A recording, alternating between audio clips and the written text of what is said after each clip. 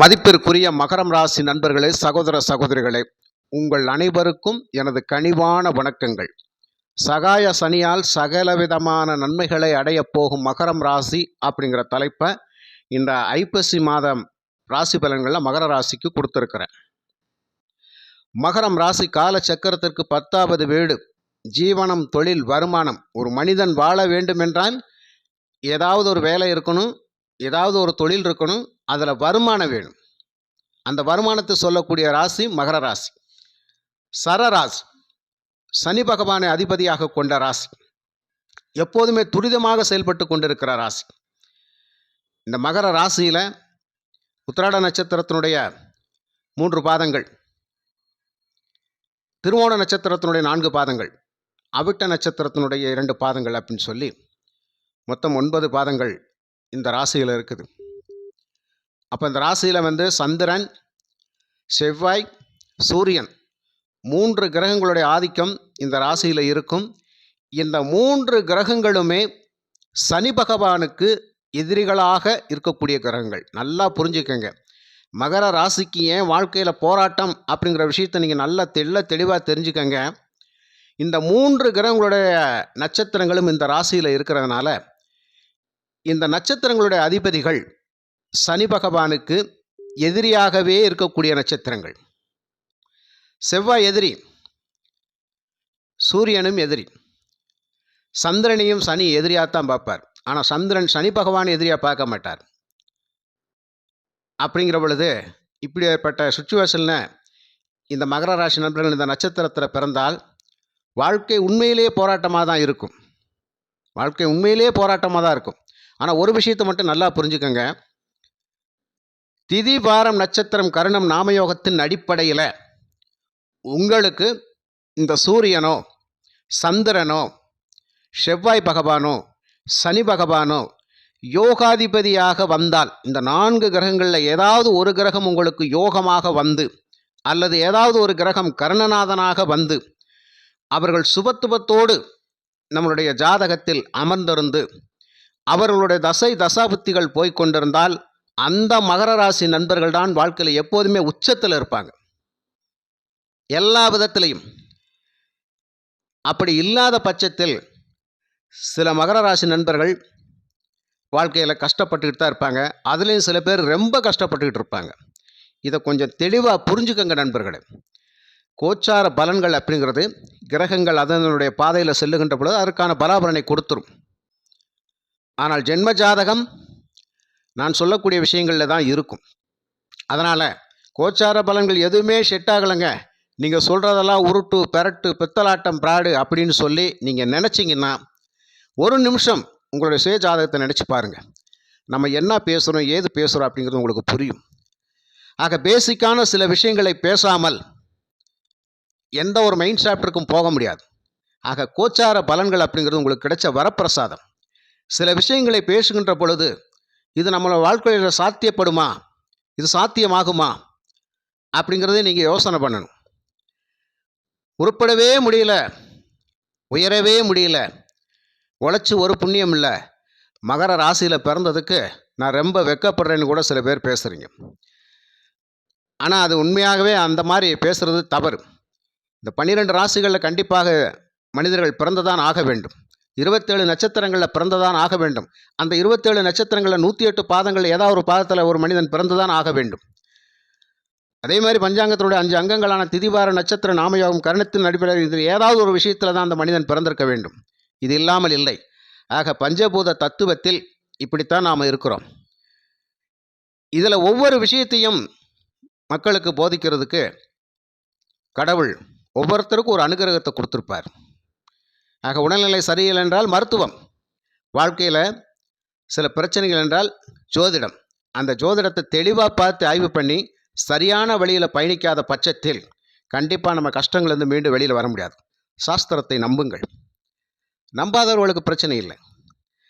ஆனால் இந்த கமெண்ட் பாக்ஸில் தேவையில்லாத அருவருப்பான வாசகங்களை கொடுத்து சங்கடப்படுத்துகிற மாதிரி போடுறது எந்த விதத்திலும் நியாயம் இல்லை. அதற்கும் கடவுள் தான் பொறுப்பு, மேலே போகிற ஆண்டவன் தான் பொறுப்பு. சரி, விஷயத்துக்கு வருவோம். சகாய சனியால் சகல நன்மைகளை அடையப் போகும் மகர ராசி இந்த ஐப்பசி மாதத்தில் எப்படி இருக்கும்?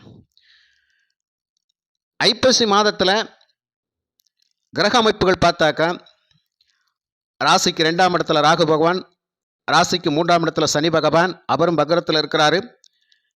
அதே மகர ராசிக்கு 6ஆம் இடத்துல தற்போது பயணித்து கொண்டிருக்கிற குரு பகவான் இந்த ஐப்பசி 1ஆம் தேதி அவரும் அதிசாரமாக கடகத்துக்கு வருவார். கிட்டத்தட்ட டிசம்பர் 5 வரைக்கும் அதிசார வக்ர பயிற்சி பலன்கள் இருந்துக்கிட்டே இருக்கும் குருவுக்கு. அதுக்கப்புறம் பார்த்தீங்கன்னா ராசிக்கு 8ல் கேது இருப்பார், ராசிக்கு 9ல் சுக்கிரன், அதுக்கப்புறம் ராசிக்கு 10ல் சூரியன், செவ்வாய், புதன். இதுதான் கிரக அமைப்புகள். இந்த 30 நாட்களுக்குள்ள சுக்கிரன் பயிற்சியாகி வருவார், செவ்வாய் பயிற்சியாகும், புதன் பயிற்சியாகும். இந்த 3 கிரகங்கள் தான் பயிற்சியாகும். மற்றபடி அனைத்து கிரகங்களும் அதே இடத்துல இருக்கும். இந்த அமைப்புக்கு எதிர்பாராத சில பேர்களிடத்திலிருந்து உங்களுக்கு ஒரு உதவிகள் அப்படிங்கிறது கண்டிப்பாக அந்த காலகட்டத்தில் கிடைத்தே தீரும். நீங்கள் என்ன நினைக்கிறீங்களோ, நீங்கள் என்ன இஷ்டப்படுறீங்களோ, அந்த இஷ்டங்கள் அப்படிங்கிறது கஷ்டம் இல்லாமல் நிறைவேறும் அப்படிங்கிறது தான் இந்த 3ஆம் இடத்தில் இருக்கக்கூடிய சனி பகவான். ஆனால் 2ஆம் இடத்தில் இருக்கக்கூடிய ராகு பகவான் என்ன செய்வார்? பார்த்து பேசு, ஒவ்வொருத்தட்டையும் கவனமாக பேசு, வாக்கு வன்மையில் கவனமாறு, குடுக்கல் வாங்கலில் கவனமாறு, வீட்டில் பொறுப்பாரு, வீட்டில் கவனமாறு. இந்த சொல் பேச்சுகள் அப்படிங்கிறது ராகு ஏதாவது ஒரு டிஃபிகல்ட்டான வார்த்தைகளை பேச வச்சு கஷ்டப்படுத்தி விட்டுரும். அதனால் வீணான வம்புவாதங்கள் வராமல் பார்த்துக்கணும். 8ல் இருக்கிற கேதுவும் அதே மாதிரி தான். இந்த ராகு கேதுக்களுக்கு 2ஆம் இடமும் 8ஆம் இடமும் உகந்த இடங்கள் அல்ல. ஆனால் அவங்களே ஜாதகத்தில் யோகாதிபதிகளாக வந்துட்டாங்கன்னா பிரச்சனை கிடையாது.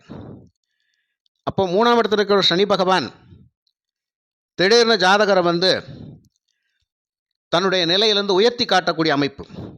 முயற்சி முன்னேற்றங்களுக்கு தடையில்லாமல் உறுதுணையாக போகக்கூடியவர். நம்மளை வழித்தடம் சரியான முறையில் அமைச்சு கொடுத்து நம்மளை நல்ல வழியில் பயணிக்கக்கூடிய அமைப்பில் தான் இந்த சனி பகவான் இருப்பார். அப்போ இந்த ஐப்பசி மாதம் சனி பகவான் உங்களுக்கு சகல விதமான நன்மைகளை செய்து கொடுப்பதற்காக எதிர்பாராத உதவி உபகாரங்கள் உங்களுக்கு கிடைச்சே தீரும். வாழ்க்கையில் ஒரு உயர்ந்த கட்டத்தை நோக்கி பயணிக்க வைக்கும். அந்த சிந்தனைகளை மேலோங்க வைக்கும். அரசாங்க ரீதியாக சில உதவிகள் உங்களுக்கு கிடைக்கும். பொதுமக்கள் மத்தியில் ஒரு மதிப்பு மரியாதை இருக்கும். உங்களுடைய புத்தி சரியாக வழிகாட்டி அமையும். உங்களுக்கு சரியாக சிந்திப்பீங்க, சரியாக செயல்படுவீங்க. இதை இப்படித்தான் பண்ணணும் அப்படின்னு சொல்லி முடிவெடுத்து பண்ணுவீங்க. எப்போவுமே சோர்வு இல்லாமல் துரிதமாகவே செயல்பட்டுக்கிட்டு இருப்போம். அந்த மாதிரியான ஒரு விஷயங்களை சனி பகவான் உங்களுக்கு கொடுப்பார். கைவிட்டு போன பொன்பொருள் முன்னாடி கொடுத்துட்டேங்க, வாங்க முடியல, அதுக்கான வாய்ப்பு திரும்ப கிடைக்குமா? கட்டாயம் கிடைக்கக்கூடிய வாய்ப்புகள் உண்டு. அந்த பொருளை திரும்ப நம்ம பெறலாம். அது எதுவாக இருந்தாலும் சரி, கருணை கூர்ந்து அன்பு கூர்ந்து நம்ம வாங்கிவிட்டோம், கட்டாயம் மகர ராசி நண்பர்களை தேடி போய் கொடுக்கணும் அப்படிங்கிற ஆப்போசிட்டில் உங்களுக்கு வாங்கினவங்களுக்கு அந்த மனசு உறுத்திக்கிட்டே இருக்கும். தாராளமாக எதிர்பார்க்கலாம். அதே மாதிரி உங்களுடைய உடன்பிறப்புகள் அப்படிங்கிறது இந்த காலகட்டத்தில், இந்த மாதத்தில் கண்டிப்பாக உங்களுக்கு குடும்ப ரீதியாக உதவிகள் தான் செய்வார்கள். ஆப்போசிட்டாக இருக்க மாட்டாங்க. சில விஷயங்கள், பூர்வீக சொத்துக்கள் பிரச்சனைகள், அங்காளி பங்காளி பிரச்சனைகள், இந்த மாதிரிலாம் போயிட்டு இருக்குதுங்க. இது எப்படியாவது சரி பண்ணணும்.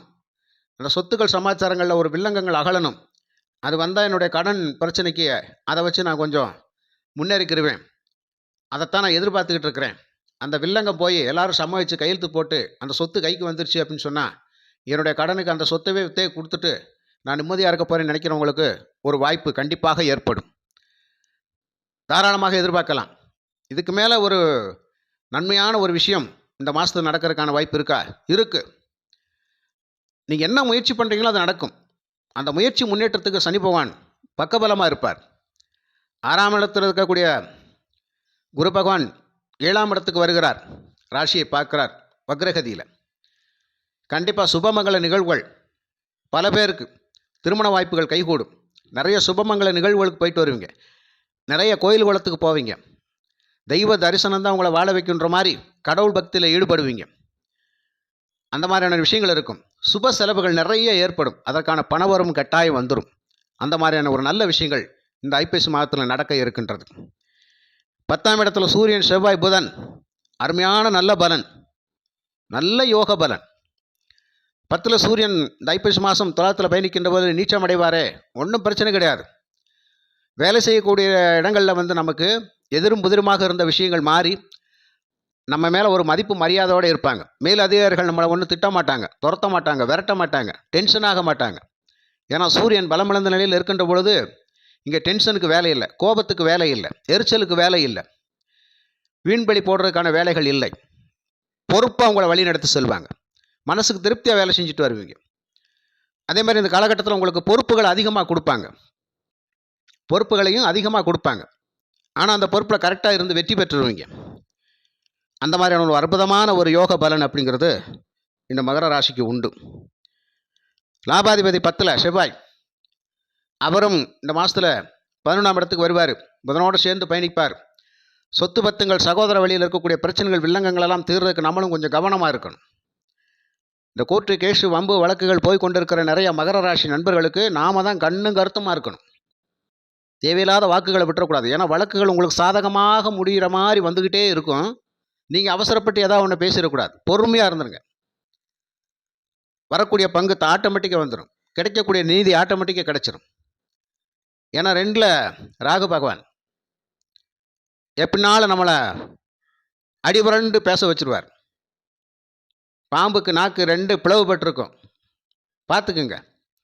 பேச்சைத்தான் குறைக்கணும், பேச்சில் தான் கவனம். அப்போ அந்த கோர்ட்டு கேஸு வம்பு வழக்குகள் உங்களுக்கு சாதகமாக முடிக்கணும்னா நம்ம வாயை குறைச்சிட்டு பேசாமல் இருந்துட்டோம்னா ஆட்டோமேட்டிக்காக நடக்கும். அவசரப்பட்டு பேசிடக்கூடாது. சொத்து பத்துகள் வாங்குகின்ற பொழுது வில்லங்கங்கள் இல்லாமல் பார்த்து வாங்குங்க.